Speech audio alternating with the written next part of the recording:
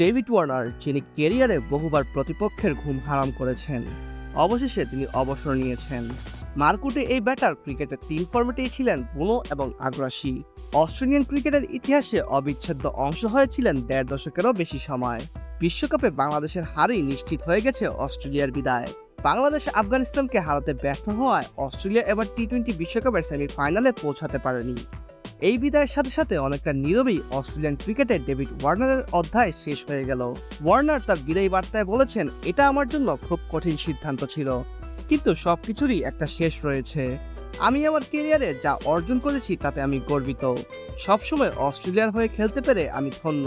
তার বিদায়ের ফলে অস্ট্রেলিয়ান ক্রিকেটে একটি যুগের সমাপ্তি ঘটল, তবে তার অবদান ও অর্জন সবসময় স্মরণীয় হয়ে থাকবে।